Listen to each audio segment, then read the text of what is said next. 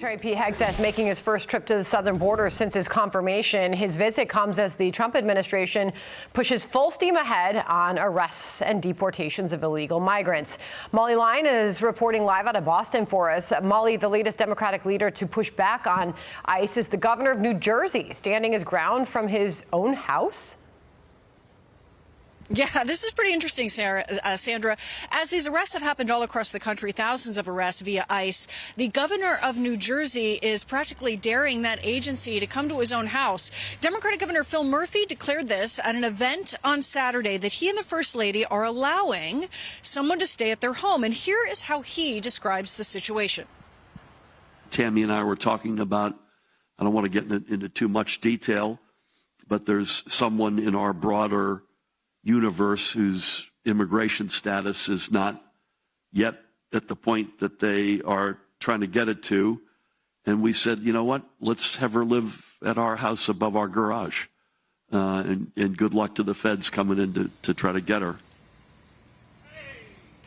We are, of course, seeking clarity from the governor's office. During the first Trump administration, Murphy banned state and local law enforcement from cooperating with ICE enforcement operations.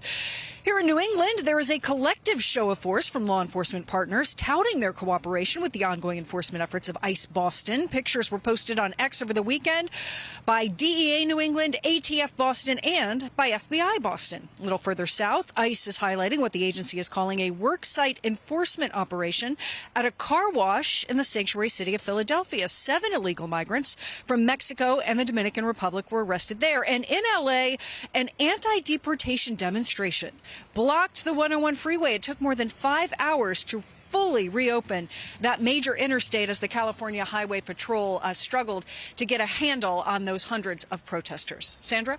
All right, Molly Line live there in Boston for us on that. Molly, thank you. John?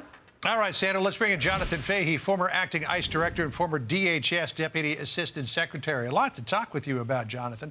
Let's start with this operation in Philadelphia, where 7 illegal migrants were picked up at a car wash. The DA of Philadelphia, Larry Krasner, reacted this way. Listen to what he said. Any Proud Boy who thinks hate crimes are cool, thinks I can get away with anything because there's a king in D.C. No, you can't. So he was talking about ICE agents coming to arrest those people there. Your response to what Krasner said, and then what about this idea, have deportation operations now been expanded to include job sites? And should workers and companies be on notice that if they are employed illegally in this country, they can be targets of ICE? Well, first on Larry Krasner's, theatrics, it really is so deeply cynical what he's doing because, one, he's going to mischaracterize what ICE agents are doing and also malign them, reminiscent of how Kamala Harris, as a senator, compared them to KKK members. So this not only puts the citizens in more danger because the ICE agents are trying to arrest the serious criminals, the most dangerous criminals, it also puts its own citizens at greater risk, and he's willing to do so because he's one of these social justice prosecutors that always puts public safety behind his political agenda, and he's willing to do all of this to increase his status within the Democratic Party at the expense of the citizens he's sworn to protect. So it's a deeply cynical move and really, really abominable that he would say something like this about ICE agents.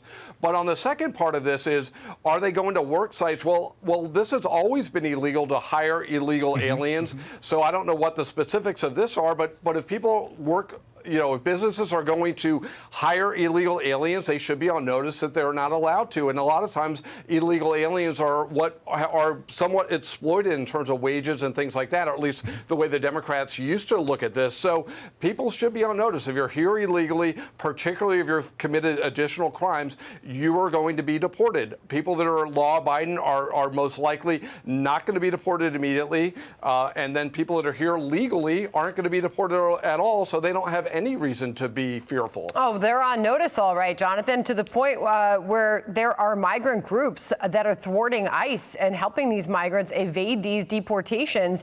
In fact, the Wall Street Journal wrote the headline, how migrant groups are thwarting ICE when U.S. Immigration and Customs Enforcement authorities in dark SUVs arrived on the streets that day. Another operation began. The community launched its own counteraction, an urgent system of text chains, social media groups, and calls between local leaders.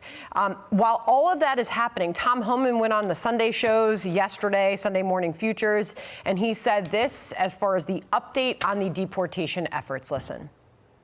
As far as the deportation operation, we're just shy of, I think we got 5,000 already arrested the first week, and majority of them being criminals. The non-criminals, and the media's talking about, oh, who are these non-criminals? The non-criminals are arrested in sanctuary cities because you force us into the community rather than arresting the bad guy in jail. And when we find that criminal, he's most likely with others, and they're going to go too.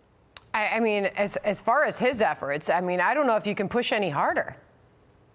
Yeah, it's pretty remarkable. I expected it to be off to a great start, but this is tremendous because if you think about it, this is probably the first time, certainly in at least 4 years, we have more people being deported than coming in. I think the numbers at the border were, roughly less than 600 per day, and pretty soon we're going to be at the point the only people getting stopped at the border are people that get lost while hiking. But I think going back to some of these groups informing the illegal aliens, they're really going to put themselves in trouble. The people they're protecting might be the illegal aliens, but the people that are vulnerable are going to be themselves, because under Title 8 United States Code 1324, that's harboring illegal aliens. If they're taking actions to conceal and shield people that they know are here illegally or have reason to know are here illegally, they're in violation of federal law. So this could be a massive conspiracy. And if I was a U.S. attorney or federal prosecutor looking at this, that's what I would be looking at. These groups, these local officials, what they're doing to shield people from being deported, because that's a federal felony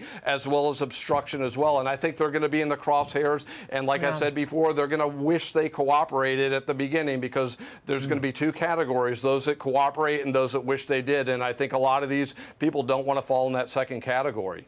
Hey, Jonathan, just quickly before we go, what do you make of this protest on the 101 freeway the other day? A lot of critics are saying that people waving Mexican flags and shutting down traffic in Los Angeles is not going to engender a whole lot of sympathy for their cause. Yeah, I don't really see how this could possibly help their cause. You're holding flags of other countries. I think it's going to do more to want people to deport people and remove them from the country. If they come here illegally and they're flying the flag of the country that they're from, well, I think the natural response of most Americans will be, well, why don't you go back to that country where the flag that has that flag that you're flying? So I really think it's a bizarre protest if the purpose of the protest is to get people to support your cause, and I don't know what other reason there could be for the protest. All right. Jonathan, appreciate your time today. Thanks for joining us. Thank you. Thanks, Jonathan.